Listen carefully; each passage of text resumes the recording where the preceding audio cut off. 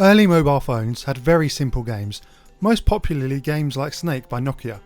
As mobile phones became more powerful and popular, it was natural that game developers wanted to tap into an emerging market.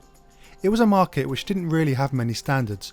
With loads of different platforms and resolutions, phones could have wildly different specifications and there was practically no quality control. This made it appealing for developers to produce very cheap titles in large numbers to try and snag a few sales. Because the games were developed in this way, developers would not invest into new IPs or ideas, and therefore it made sense for them to use name recognition of their existing brands to sell the games.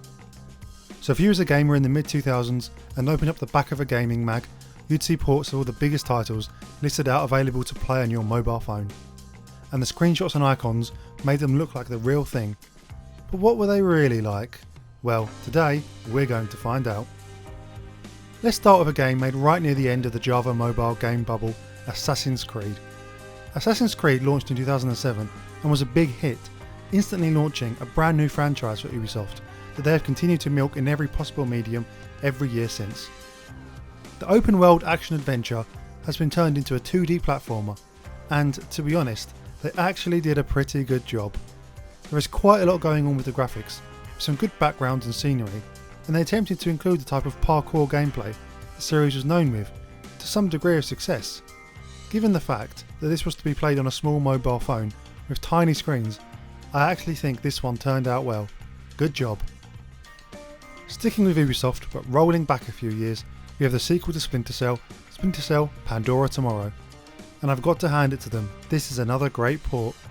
The game is again 2D, and each screen is something of a puzzle, with you needing to stay stealthy to get by and achieve your objectives.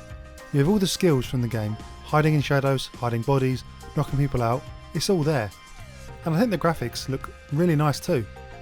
The thing is, I actually think this looks much nicer than the Game Boy Advance version, which really should have been the premier handheld experience.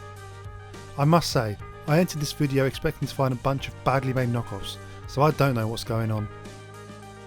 Maybe Sega can help us out. You see, Java games also came in 3D, which meant that developers could reach into their back catalogues and re-release some older classics. Sega did this with Virtua Fighter, and again, it happens to be a pretty good port. The game is there, containing all the slow and floaty combat the original game was known for. Yes, it's a little bit narrow in this resolution, but it's completely playable. One thing I should mention though, is that a lot of these games could only have either sound effects or music, not both at the same time, so that does dampen the experience somewhat. You might have expected Sega to do a port of the 2D Mega Drive version instead of the 3D original, but no, they went the whole hog and really did it. This is actually Virtua Fighter. Let's look at some ports of more contemporary titles. We've only looked at ports of good games, so I wonder about ports of bad ones. How about True Crime: Streets of New York? True Crime was a promising franchise in the mid-2000s, featuring huge open worlds and crime-busting gameplay. But unfortunately, New York killed that momentum with a release that was buggy and not as well received as the previous. And this mobile port doesn't do much better. It's a slow, plodding game in which you move through various rooms, shooting and arresting people. It's boring and there's really nothing to it, not to mention it's unbelievably bland to look at. Now this is more like what I was expecting. What about another open world game then, with Saints Row? Saints Row came out at the time people were desperate for a GTA game, and it filled that gap with its over-the-top action and irreverent humour. And to my surprise, they really tried to copy that spirit on mobile. The game is still an open world, and you can still do open world things, steal any car, rob people, get into fights with the police. The map is of course much smaller, and the missions aren't particularly interesting, but it's still an actual open world game on a Java mobile phone that you could play on the bus. Pretty cool. Not every 3D game is created equal. Whilst Virtua Fighter may have come out pretty well, Devil May Cry did not meet the same fate. If you ever wondered what Devil May Cry may have looked like if it came out on the PlayStation 1, wonder no longer, as here it is. There's not really much I can say about the graphics. You are seeing them, and you can take everything you need to know from that. In terms of the gameplay, it features a sort of strange maze-like structure, in which you go from room to room, completing objectives, powering up your weapons in between each stage. It's based on Devil May Cry 3 rather than the original, and does feature a few of Dante's moveset, which is pretty cool. I don't know how much fun I would have had with a game like this back in the day, but for a novelty nowadays, it's pretty amusing. Not all third-person action games got the same kind of port, and next we move on to Star Wars The Force Unleashed. This one, they decided to actually try and make the game play to the strengths of mobile. It's basically a rhythm game. Each enemy pops onto screen with a certain pattern on its head, which you have to replicate on your mobile keypad to do a move that kills them. More enemies come on with more patterns, rinse and repeat. It has some nice 2D graphics, and really it's not too bad of a game. It shows they were actually thinking about their target platform.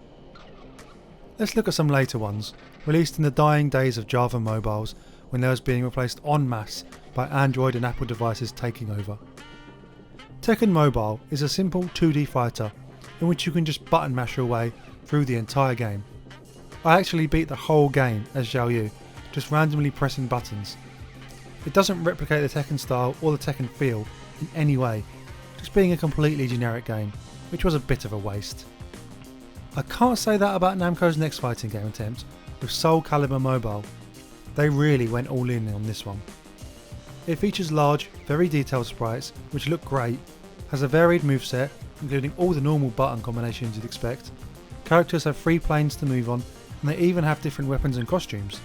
Not to mention, there are multiple modes, including a story mode, arcade mode and a mission mode. They did a great job of amending the game for mobile, and it's a shame they never released a proper Soul Calibur game on DS, as I can see them doing something really good with a proper budget for a 2D fighter. So that was a little journey down Java Lane. I hope you had some fun seeing all these different games. It was certainly a lot of fun to make. Let me know if you'd like me to cover some more of those titles in the future. If you liked the video, you can always subscribe for more. Thank you and goodbye.